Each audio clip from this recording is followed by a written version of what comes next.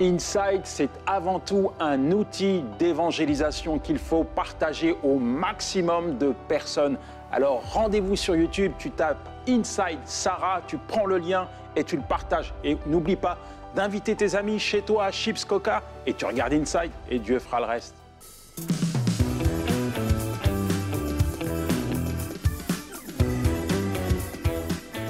Bonjour à tous et bienvenue sur le plateau de Bonjour chez vous. Aujourd'hui, vendredi, dernière émission de la semaine et nous terminons avec un thème très important. Nous allons parler des dangers de l'impudicité, un sujet qui est délicat, dont on parle peut-être pas assez souvent mais qui est extrêmement important. Vous êtes d'accord les amis ? Nous sommes d'accord. Super important comme thème, Evelyne. Après une belle semaine avec notre ami Yanis. Yes, c'était bien. Hein? Ouais, belle semaine avec Yanis. C'est toujours bien avec Yanis. C'est toujours bien, c'est ça, c'est facile en fait. Ouais, et toi, Annabelle, tu as fait des émissions Paroles de femmes avec Yanis. C'est toujours bien avec Yanis. Super. On dirait un slogan. C'est clair, c'est toujours bien avec Yanis. Aujourd'hui, donc, on va parler des dangers de l'impudicité. Alors, si vous n'êtes pas du tout familier avec ce mot impudicité, qu'est-ce que c'est, de quoi on va parler? Vous allez le savoir dans quelques minutes. Et nous aurons en deuxième partie un témoignage, une rubrique C'est mon histoire, comme c'est souvent le cas les vendredis. Et cette fois-ci, c'est David qui est venu nous raconter comment il a été délivré de la pornographie et de toutes sortes d'impudicité dans sa vie. Un très beau témoignage, très encourageant. Vous verrez comment la parole de Dieu a fait son effet en lui et il a vécu une vraie transformation. On commence tout de suite donc cette émission avec toi, Annabelle, dans la pensée du jour. Quand on parle d'impudicité, on parle de toute forme de sexualité en dehors du cadre de Dieu. Donc c'est tout ce qui peut être pornographie, masturbation, sexualité en dehors du mariage, adultère, etc. Donc c'est toutes ces formes de sexualité qui sont en dehors du cadre que Dieu a mis pour vivre la sexualité, qui, je le rappelle, est un cadeau de Dieu. C'est quelque chose de beau, c'est quelque chose de pur. Mais lorsque la sexualité sort du cadre de Dieu, on s'expose, oui, à des dangers. Et on s'expose premièrement à un danger spirituel parce que on est sur le terrain du diable, on est sur le terrain du péché. Et puis, bon, il y a toutes sortes de choses par rapport au péché, mais la première chose qui devrait nous saisir au niveau de ce danger spirituel, c'est de voir notre communion avec Dieu être brisée. C'est de voir notre communion avec Dieu être mise en danger, être mis à risque. Et ça devrait nous interpeller, nous dire, mais je ne veux qu'il y ait rien entre Dieu et moi, je ne veux qu'il n'y ait aucun péché qui vienne mettre cette distance entre lui et moi. Et la Bible nous dit que le salaire du péché, c'est la mort. Et on ne peut juste pas jouer avec le péché. On ne peut pas penser que le péché, c'est quelque chose d'acceptable pour Dieu. Non, parce que Jésus est mort à la croix pour nous sauver de nos péchés et pas pour qu'on puisse y vivre encore aujourd'hui de façon quelquefois légère et aussi de façon quelquefois pas légère parce que ça amène de la honte, ça amène de la culpabilité, mais qu'on puisse y vivre en se disant c'est comme ça, c'est ma vie. Non, Dieu nous a délivrés pour que nous soyons entièrement libres et que nous ne soyons plus sous l'esclavage du péché. Et deuxièmement, un autre danger par rapport à l'impudicité, c'est pour nous-mêmes. J'ai parlé, ça entraîne de la honte, de la culpabilité.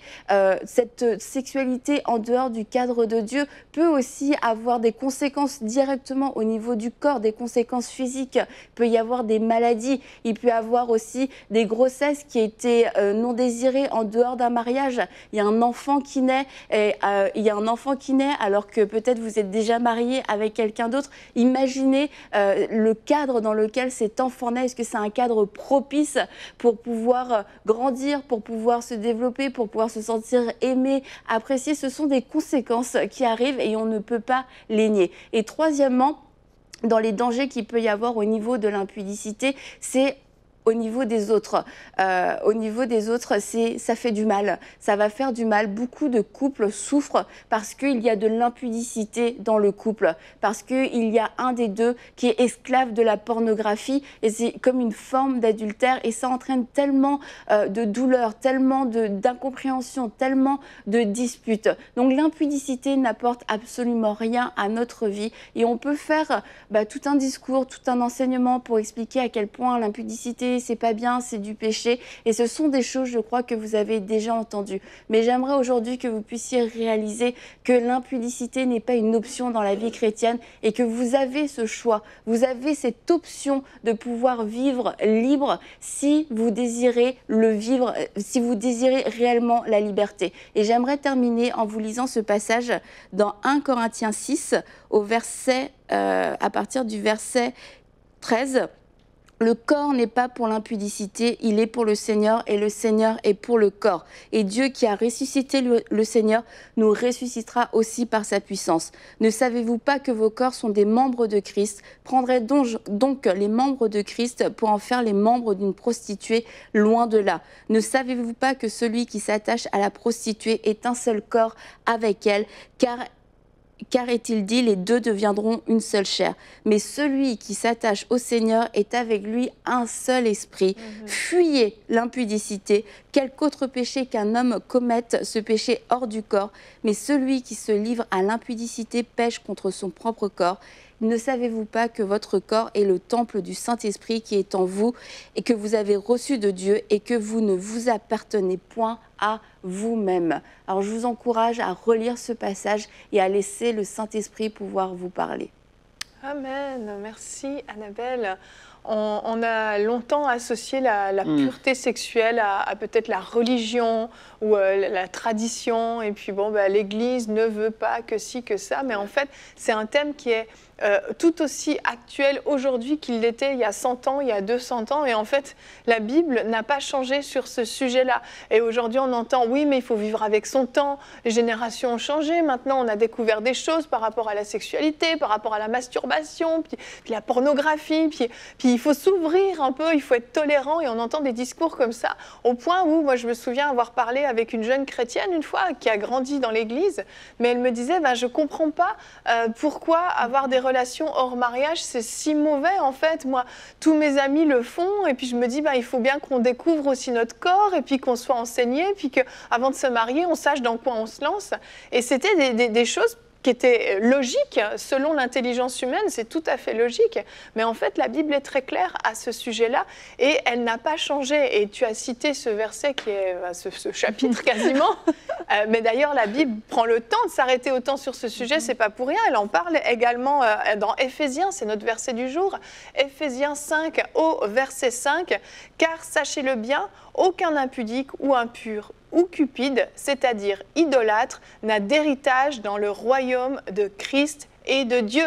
Verset extrêmement radical, on va dire, mais ça manque complètement de tolérance. Mais c'est la réalité. En fait, Dieu ne tolère pas ce qui est impur, ne tolère pas ce qui n'est pas saint.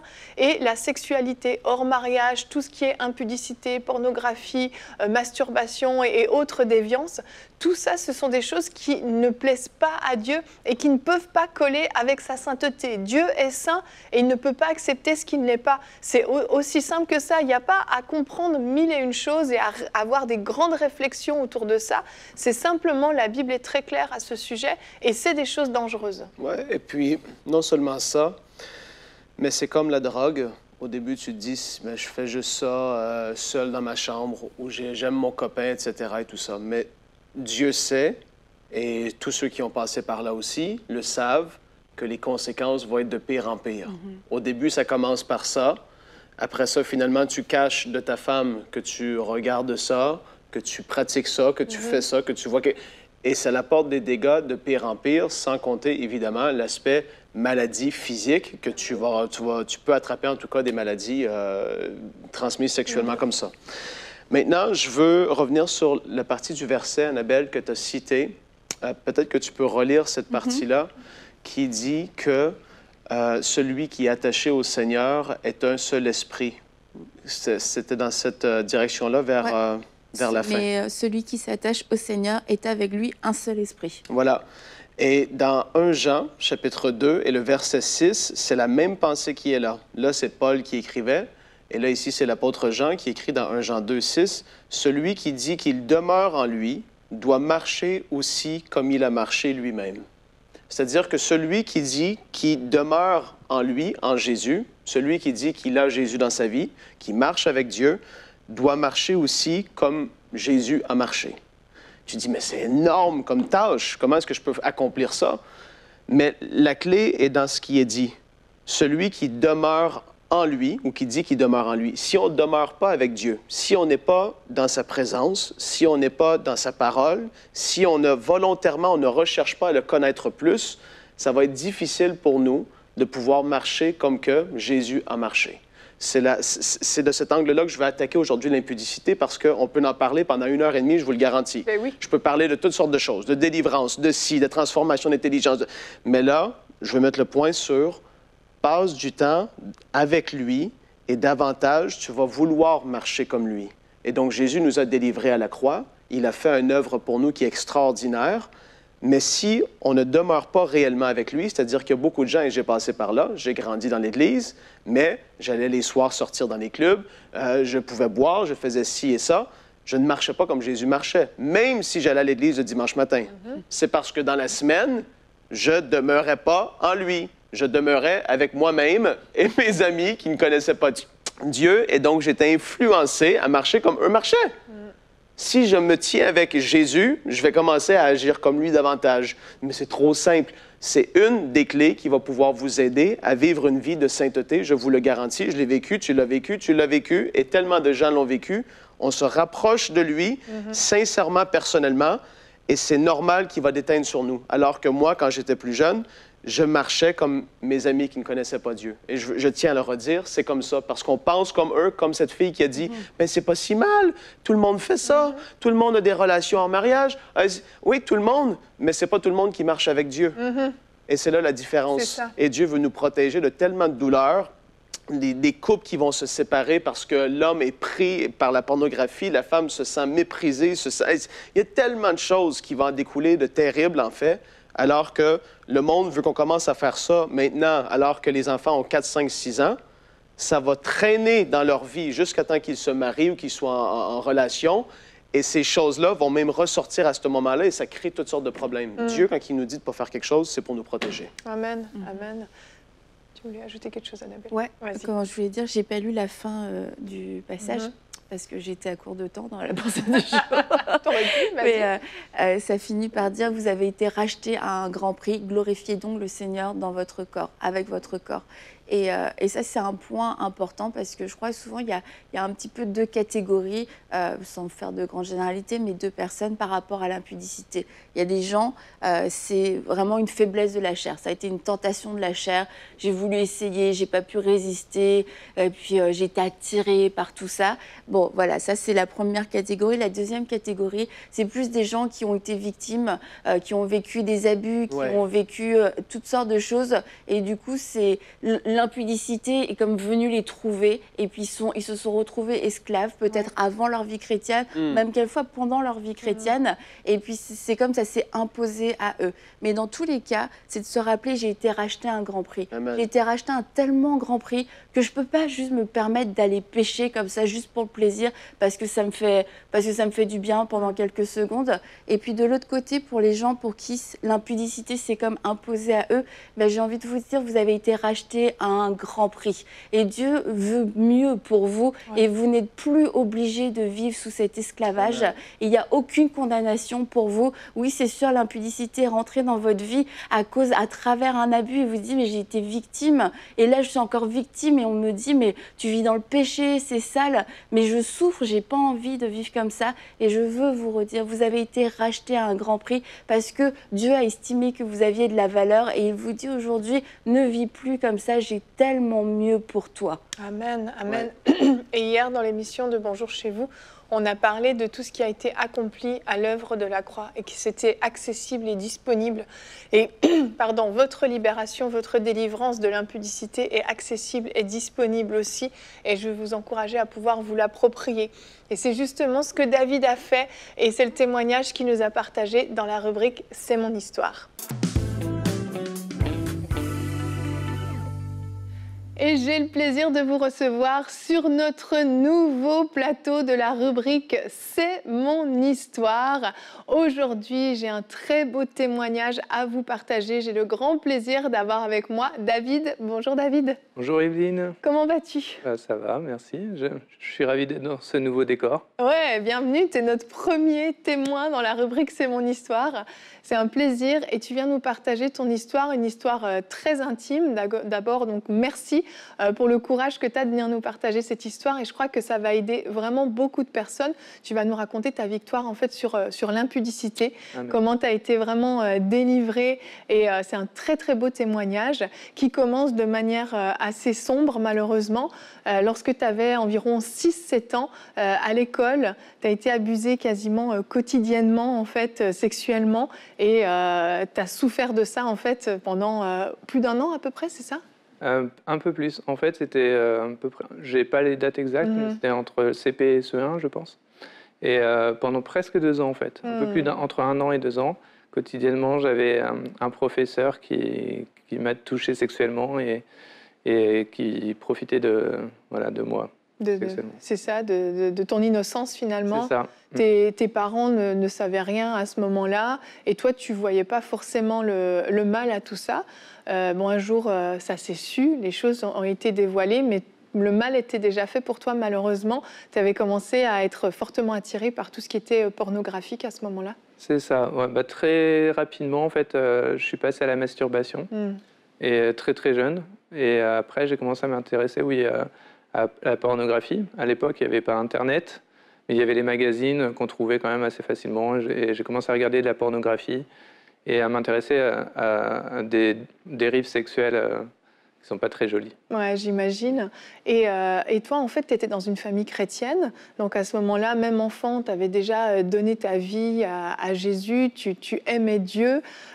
Tu réalisais que c'était quelque chose qui était mauvais, qui était mal, ou comment tu vivais ça? Non, mais oui, mes parents étaient chrétiens. Ils sont toujours chrétiens. Oui. Et je suis né dans une famille chrétienne qui va à l'église tous les dimanches et même dans la semaine. Et à cet âge-là, je crois, on se rend pas compte en fait du problème. Moi, je m'étais pas rendu compte, je voyais pas de mal. Pour moi, c'était juste quelque chose que j'avais l'impression qui était plutôt agréable.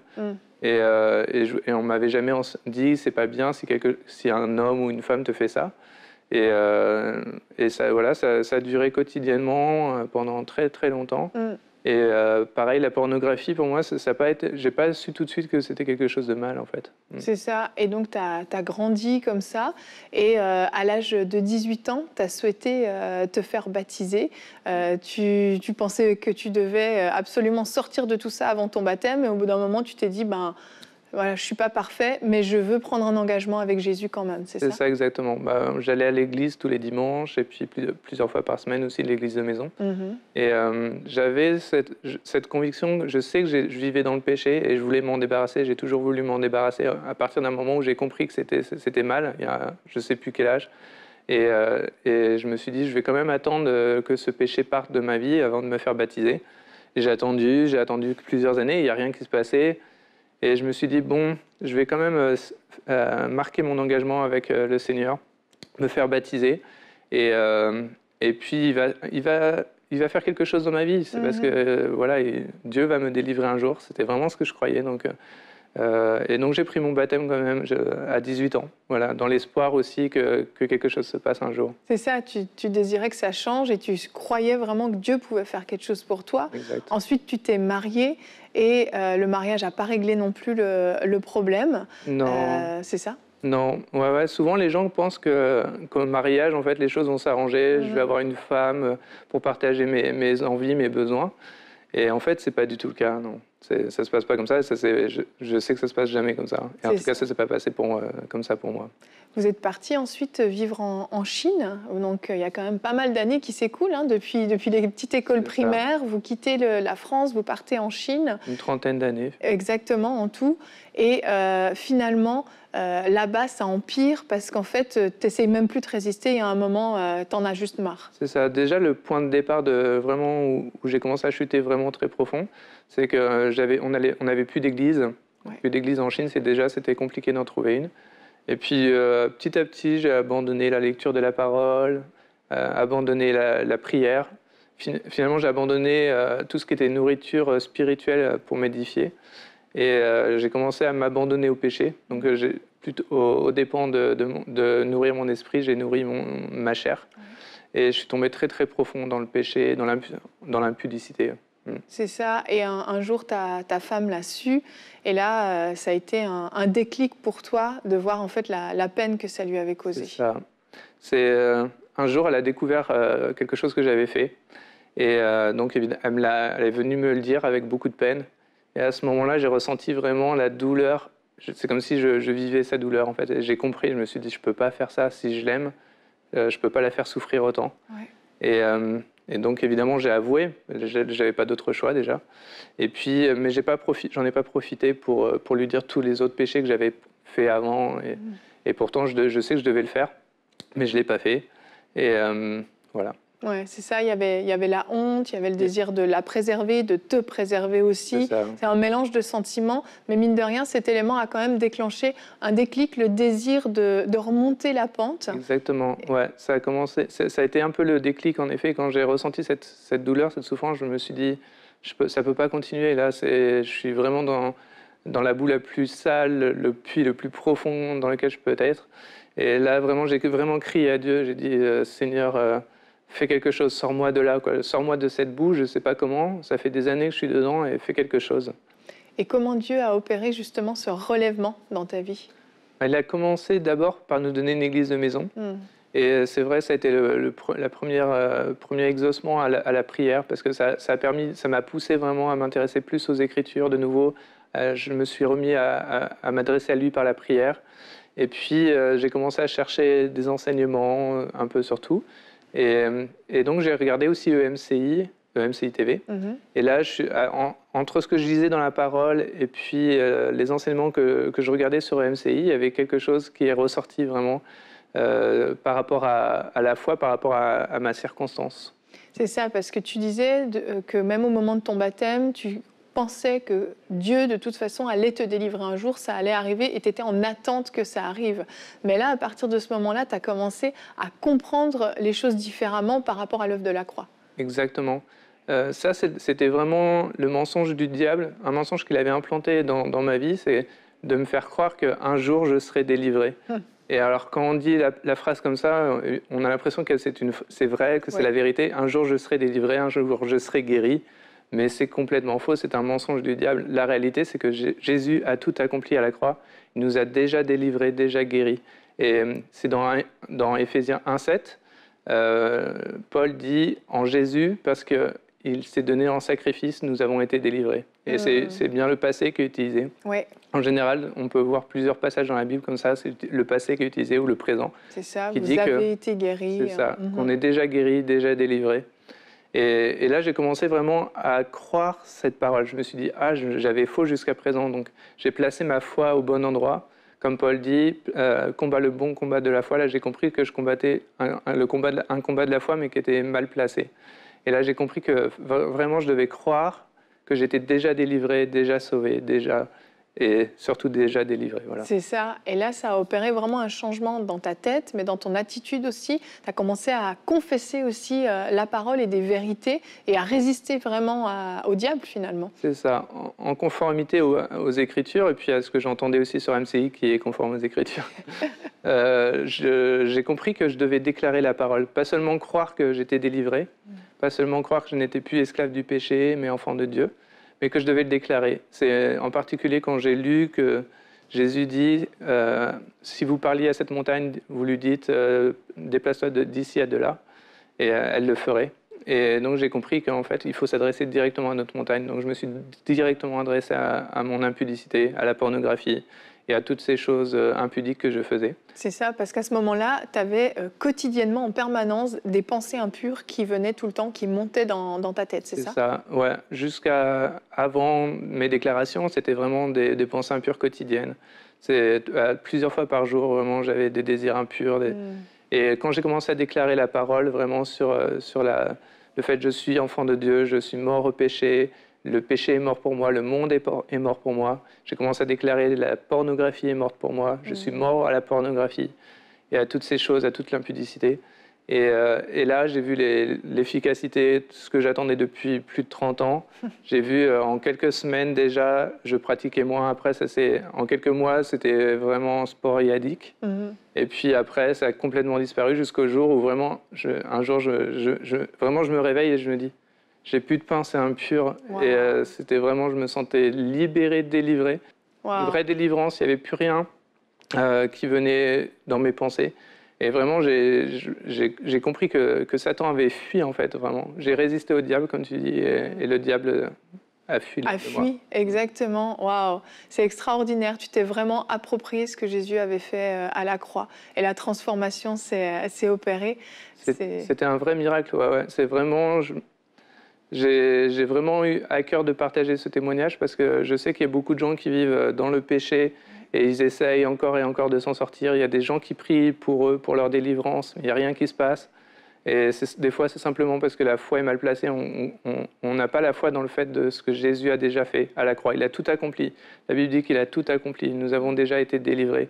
C'est l'onction du Seigneur, c'est de délivrer les captifs. Amen. Et il l'a déjà accompli. Nous sommes libres, nous ne sommes plus esclaves. Et ça, il faut le croire, il faut le déclarer. Et ça a marché pour ma vie. Amen, amen. Waouh, c'est vraiment merveilleux. Tu t'étais confié à des pasteurs avaient prié pour toi, tu t'étais confié autour de toi. Tu n'avais pas trouvé de solution, mais Jésus a été ta solution. Et cette belle histoire, David, tu la racontes dans un livre que tu as écrit, dans lequel tu détailles davantage et puis tu donnes surtout des clés pour tous ceux qui n'en peuvent plus. Est-ce que tu peux nous donner le titre pour ceux qui voudraient c'est un livre qui s'appelle « Chrétien et libre de la pornographie ».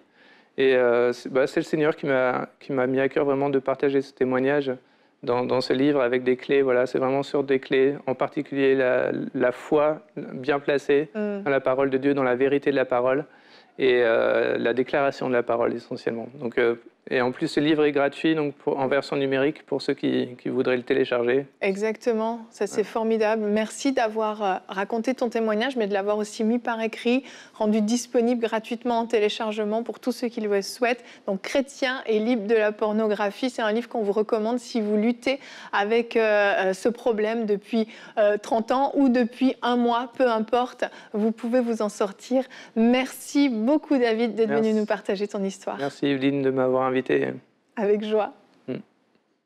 Frank, avant qu'on termine cette émission, on a vu ce magnifique témoignage. Ouais. Est-ce que tu veux bien prier pour les amis à la maison qui luttent avec ça? Oui.